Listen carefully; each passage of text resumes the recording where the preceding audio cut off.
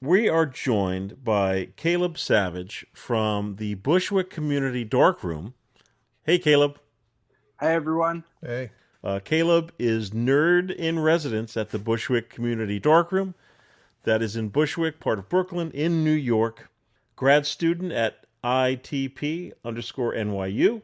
Web developer, getmylab.online. And you are documenting PA coal communities. Yeah, indeed. I wear a lot of hats. Actually, Yeah. I forgot I have a hat. It says Savage in big letters right on the front, And which is one of my most prized possessions.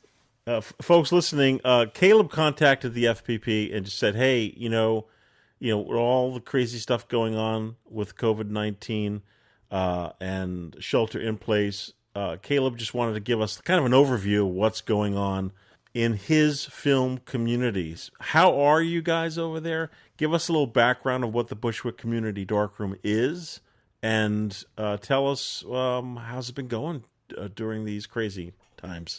So for the basic background, Lucia Rallo, who's our executive director, founded the Darkroom back in 2011. She had graduated from SVA about a year before that and was like, well, what do I do now? I don't have a dark room. She saw that a lot of classmates and other community members were kind of feeling the same way.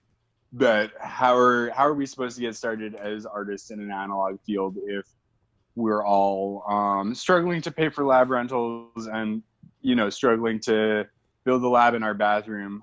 Like what if we came together and made something that could serve a broader section of the New York film community?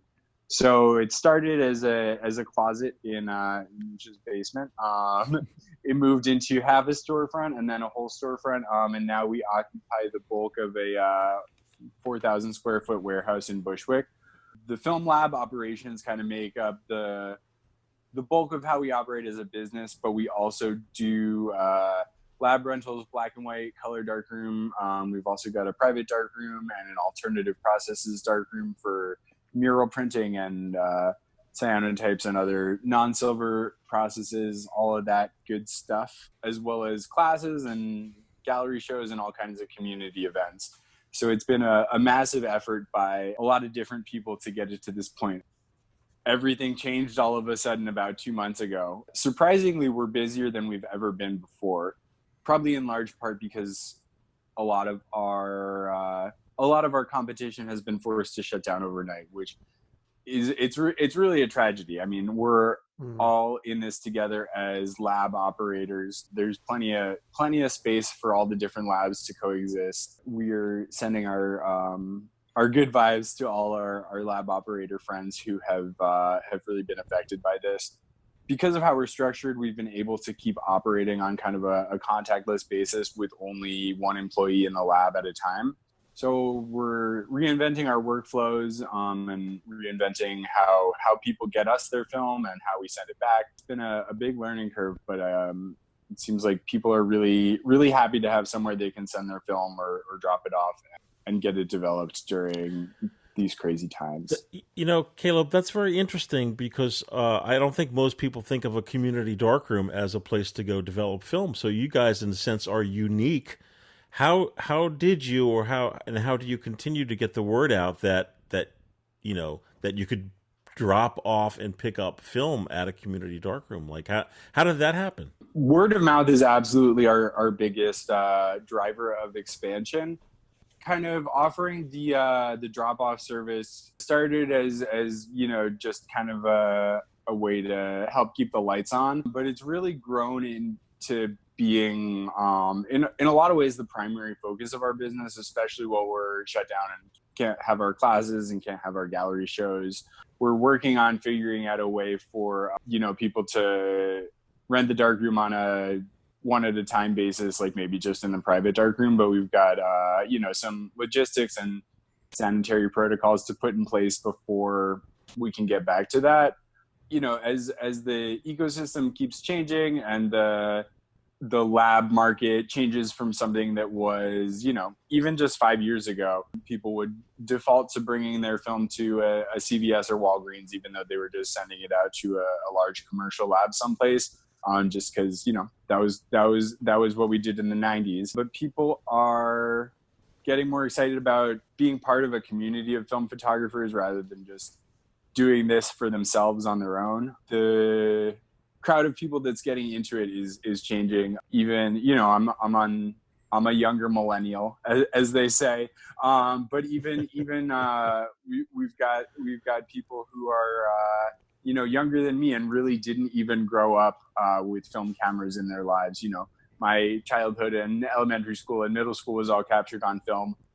People whose baby pictures were taken on a digital camera are now getting into the medium. What do they do when they've got a disposable camera to develop? They Google film developing Bushwick, and then we're the first thing that comes up, and then it all kind of grew from there. Hey, if you don't mind me asking, Caleb, what are you shooting these days, regardless format, type of film? What are you grabbing and going with? I've always been a little bit of everything, from 110 all the way up to 8x10. These days I've been gravitating a lot more towards 35 millimeter after, being into medium format and large format for such a long time. It's been nice to kind of get back into snapping with a smaller camera. My favorite camera these days is a Yashica T4 Zoom. And I got it for a crazy bargain. It goes where I go. It does what I need it to. It's nothing fancy. My real loves are 6x6 non-Hasselblads. So I shoot with a Kiev 88 and a Bronica SQ a lot of the time. But I'm very fortunate in that my day job is managing the equipment cage at the NYU Photography and Imaging Department. Oh, well, there you go. So I get access to all of these wonderful, wonderful cameras, and I have to know how to use all of them because students will come to me for advice. So it's always really cool. It's a great job. It's really really a lot of fun. Thinking of it last week, Michael, when was it last week? I don't know. You were talking about your equipment cage at the TV studio days. Oh yes. And yes, I am a god to these students. But I try and be a benevolent and merciful god. And I'm sure, just like John Catapano, John Fideli, that you keep your eye out for burgeoning talent. Yes, when you see someone who, if you have a line on a job, you're going to think of your best students. Sometimes, yeah, I try and be real fair about it. The weird part of my job is I get to know all these students' personalities and their equipment needs very well, but I often don't get to see the finished products of their work. Mm-hmm. So I like to just send that kind of stuff off to the listserv and let them duke it out. But it is really great to, when you notice someone as a freshman who's got interesting technical questions, like why should I shoot it with a rangefinder versus an SLR? It's cool to watch people's interest in these kind of mechanics develop, and sometimes I steer them over to being lab assistants over at the Darkroom. Are you shooting any motion picture film? I am. It's actually been a while since I picked up my Krasnogorsk 16 millimeter camera, but I love that thing. I'm on the verge of starting to collect Soviet cameras because they're all so fascinating. But yep. I've shot some 16 millimeter out in Northeastern Pennsylvania coal country, which is an area where I've got some family connections. I'm really kind of interested in the industrial archaeology and the history of workers' rights and labor in what is in a lot of ways the birthplace of the Industrial Revolution. I don't know what I'm going to do with it yet. I've got a really extensive still photo project, but I think it's asking for some multimedia to be added into it, and I'm figuring out how I'm going to go about that. You're documenting the coal industry in Pennsylvania. Is this ongoing? Is there ongoing? I started the project in March of 2012, so I guess it's a little over 8 years now. It's been absolutely fascinating to watch how this part of the world changes. It's a really It's a really special place. It's complicated. It's difficult. It's contradictory. It's important to be, paying attention to our neighbors 100 miles west. My family lived in that area generations ago, and kind of the way I began the project is really asking, what if they never left? Well put. Yes. Well put. Well, I want to thank you for joining us. We definitely have to do this again when you guys are open.